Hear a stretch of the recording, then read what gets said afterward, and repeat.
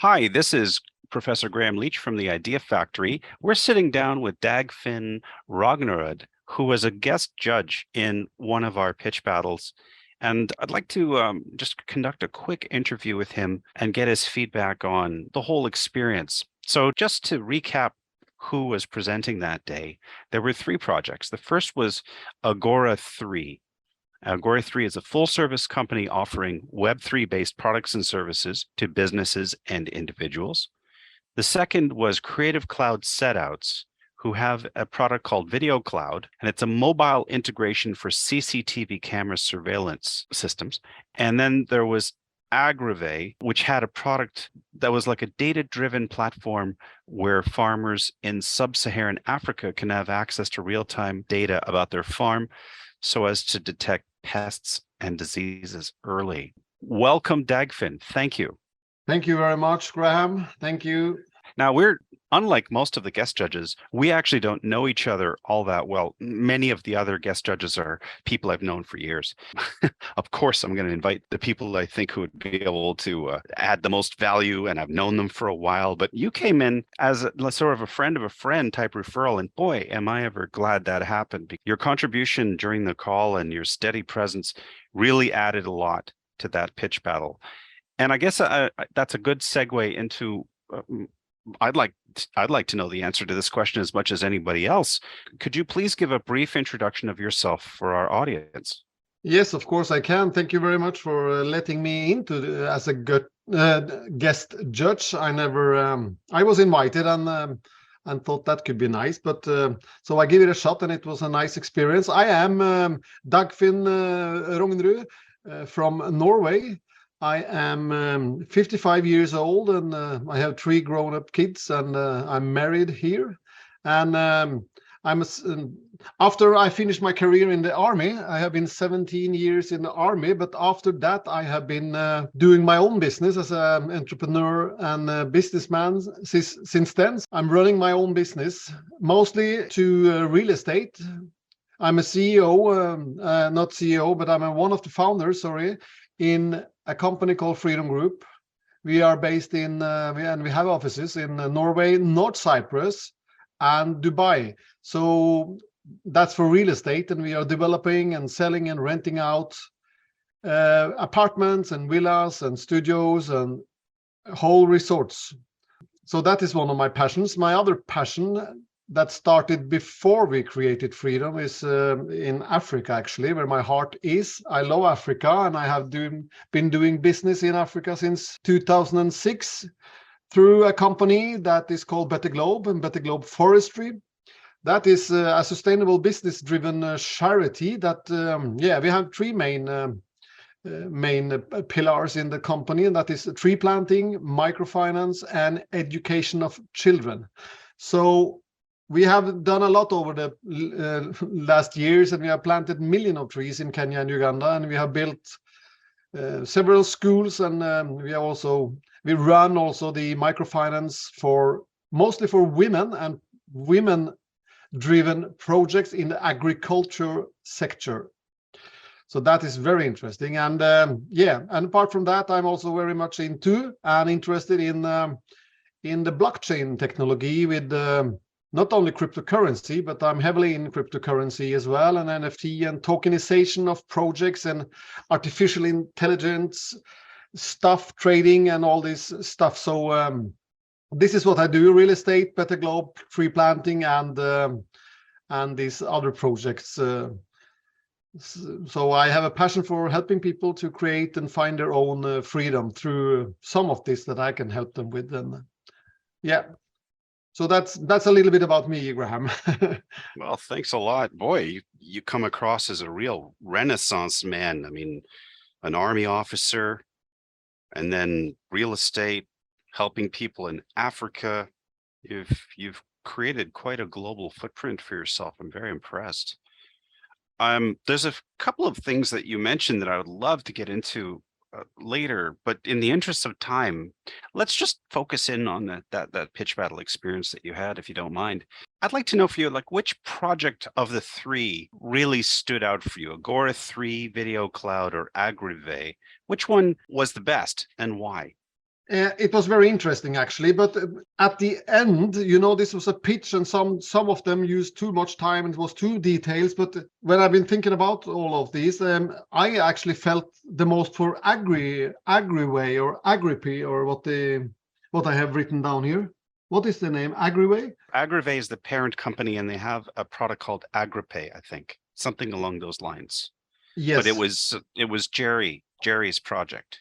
That was Jerry's project. He was the last to present, and he was into farmers' supply of food and help farmers, to give them a tool to take care of their farms when we talk about temperature, the weather, pests and diseases, and to produce more, actually, and to avoid losing too much of their crops and stuff like that. I'm very much into this kind of stuff also in Africa, where we do a lot of work with the farmers. That is a part of our tree planting, and we help them also to grow crops and take care of these things of stuff at their home place. So this was really something that I felt for, as long as it is affordable for them.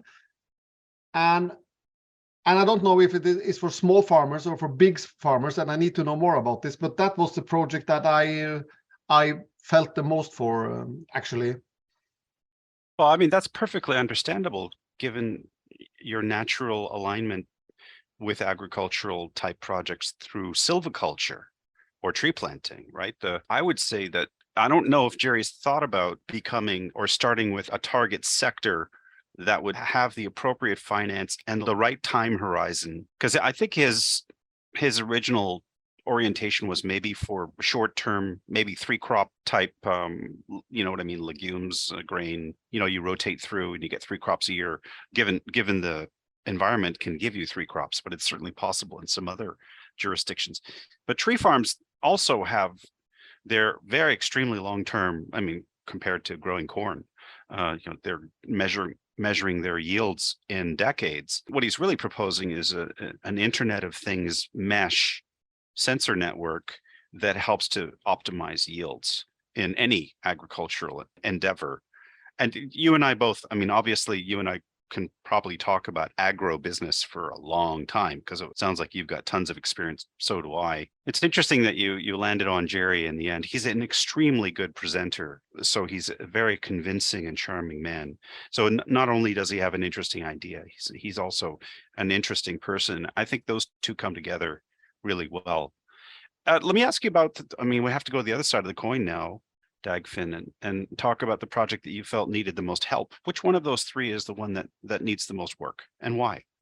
Well, what of the 3 projects that needs the most help and why? Yes, I think they all need a lot of help, and all need investors and funding and money, of course. But what we can do? We can rephrase that question and say, let's talk about, let's say, a couple of things that all of those projects need to do next to move ahead and move along on their startup journey. We can go that way too.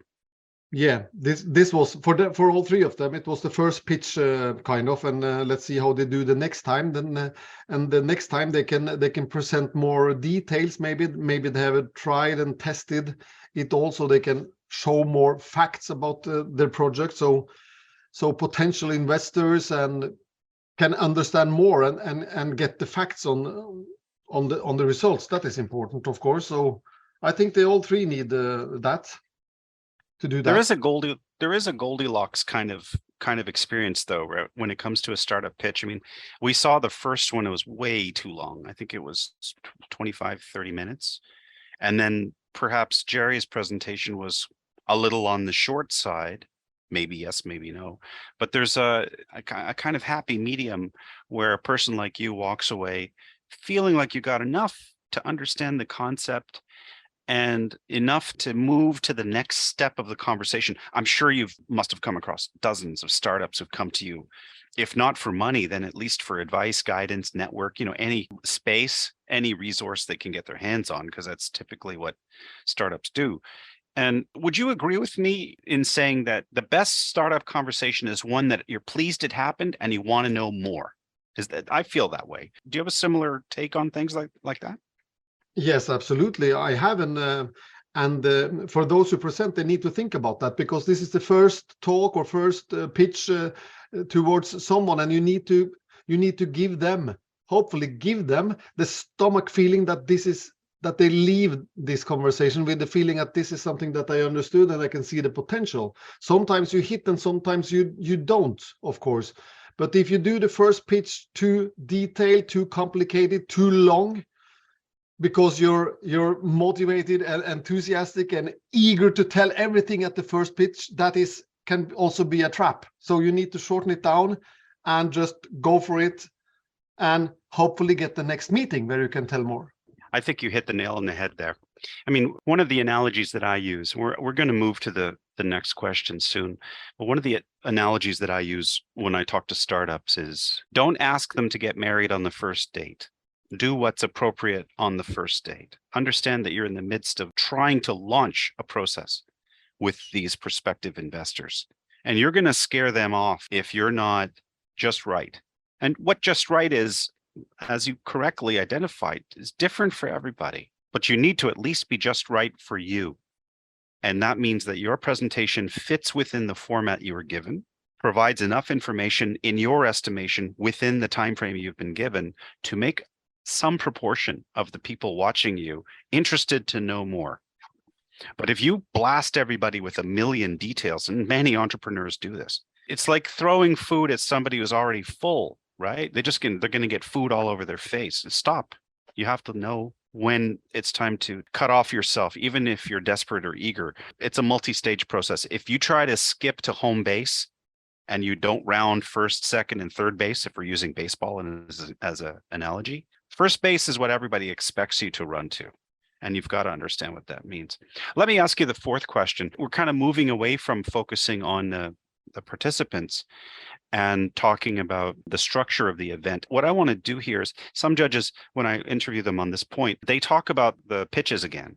What I would like to know from you is, do you like the format? The format is a 1-minute consumer-oriented, customer-oriented video, and then a 5-minute or so 10-slide presentation, which is more tuned towards investors. And then finally, a sort of ask me anything type 5-minute interaction with people. Do you think that format is the right format for what we're trying to do with the Idea Factory? Yes, I think so. It can absolutely be the right thing.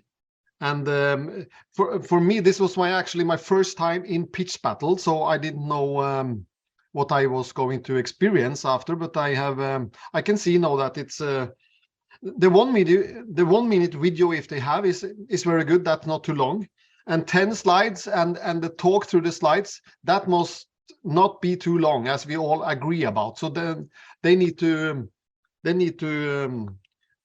be precise on that, because if you have 3 or 4, let me say it like this: if you have 3 to 5 presenters and you have judges like me that is there for as a volunteer, we are not interested in sitting 20 to 30 minutes each participants. They need to keep the time they have given, and if they go way out of that, they need to be cut off, because then it's the next person, and then they just destroy for themselves if they do so. The participants also need to be explained that they need to practice on this and keep the time. So the format, yeah, I think it's doable, and it works good the way you ran it, Graham. They can be more prepared, of course, and they can show up, and the video and the presentation of themselves. They don't have to be lying in a sofa or in a bedroom or doing bad cameras. They can act a little bit more professional, like some of the participants absolutely did. So, but it's good to check on and tell this to everybody, that it might be a very interesting judge sitting there, and the winner can get a really great opportunity. So they should really prepare. Yes, thank you. I have to agree with you, and I want you to know that format is what I put to all of the people who participated in our pitch battle. 1-minute video, 10 slides, 5-minute Q&A. And sadly, we were all victimized by competitors who decided to ignore the guidelines. And they don't know it yet, but they're going to experience a severe penalty because what I'm going to do is penalize their prizes. You didn't stick in the time frame, you have to pay a penalty. The other thing I'm going to do in future is I'm going to impose a 10-minute suggested duration, and I'm just going to cut them off at 15 minutes. They're just going to lose their audio, and I'm going to disconnect them from the call. And I have to tell you that you participated in PitchBattle Week 4. This didn't happen before our particular interaction. Your iteration of PitchBattle was the first time that people stopped following the rules. So I didn't have to worry about time control because it all kind of worked. And then boom, the one we were on, one of them went over 30 minutes and one of them went over 20. And it's because their slide count was just too long. And they're trying to rush through, they're just trying to stuff too much. Again, it's that analogy of too much food, just one little plate is all we need. We don't need like a 15-course meal. So as a consequence of our experience, because what happens, the judges get resentful, the other competitors feel like they're cheating, and what do? It just creates a terrible chemistry in the call. So I'm actually going to be issuing guidance and telling them, if you go over time and you win, you're not going to get the full prize amount because I have to penalize you. And if you go over the little bit of extra, like let's call it injury time, I don't know. If you go over your 10 minutes, maybe you can like 1 or 2, but if you take it too far, we're just going to cut you off. I hate to do that, because these people some of them have spent hours preparing themselves, obviously. But if they abuse the event and they abuse the competitors and they abuse the judges, maybe I should just disqualify them entirely. I'm going to have to come up with some kind of policy that gets everything back into that Goldilocks, just right zone. I'm certain that you were a little upset at this lack of time control. Anyway, so let's put that aside. I want to ask you the last question. I realize you're busy, man. You've got to travel soon. You need to get ready for that. So let me just ask you the last question, which is there anything that we could change to make future pitch battles more fun for guest judges like yourself? Yeah, more fun. I think it's interesting in itself to hear young, enthusiastic entrepreneurs present their ideas. I think that is a lot of fun. So as long as they stick to the rules with what we have been talking about, then I am actually super happy. So you don't need to make a circus out of it or too much. It's good enough, I think, because in the end, what they are looking for is to get someone on the hook for their ideas, investors, whatever, someone to help them to break through or to launch something. So I don't have a better answer on that, actually. So I think it's fun to look at new ideas and try to help them. That is what we judges and you really are doing. We are trying to help them also to keep them short and with the guidelines, because this is a pitch. The first pitch towards an investor is very, very important, because or else you lose him forever. So let's continue to help them, and they will do good. Okay, I of course agree with you 100% on this. Speaking for myself, I quite inspired. I've been a startup founder myself, obviously, and I believe in the lifestyle of forging into the future with just a concept and seeing what happens. And I agree with you as well that the world is full of very different people, but there's one thing that's almost universal amongst everybody, and that's sticking to the plan. People like it if that was the plan and it unfolded the way it was described. So if we can do anything to encourage people to move forward in their startup journey, it's to understand that taking a little extra actually hurts them more than it helps them. And I believe in my heart that all of these projects, every single one we saw, could have been presented to us within the format that was given to them, and would have been interesting and would have prompted all kinds of additional secondary conversations, introductions, potential alignments, collaborations, mentorship, but not if you break the rules. All of a sudden, nobody's interested because you didn't follow the format. I was thinking about if like this is a web conference, and if we join 5 minutes before, or those who want to join 5 minutes before, I'm talking about the judges. If you have opened a slide that we can we can see that presenter number 1, presenter number 2, presenter number 3. So we can see their name, maybe the name of the company, and a short line with what kind of business they are into. So just at least so we can see their name and a little bit, is this about is it about CCTV, or is it about Web3, or what is he going to talk about? Do you understand me? Yeah, I do. That's kind of a technical limitation of the platform that we're using right now, or me, right? It could be that I simply don't know how to use Zoom, where I could have judge channel where you can see information, or I guess it doesn't need to be a judge channel. It's just like a, it can be just one slide, which is the opening window, which all the participant that's going in, you share your screen and you have a PowerPoint slide showing the participants and what I like an intro slide. Like an intro slide of the participant for that day. I got it. Yeah, I think that's a super idea. Absolutely. I'll see how I can make that into a reality. I don't want to keep you any longer because I'm very sensitive to your availability and time. I want to thank you so much. The Idea Factory is super grateful for your participation, your input, your generous time. I'm certain that anybody who listens to this audio will be clinging to all the little pieces of wisdom and advice that you've just put out there for them to just pick up and embrace and integrate into how they behave into the future. So once again, from the bottom of my heart, thank you very much for contributing to the Idea Factory. Thank you too, Graham. Have a nice trip. Thank you very much.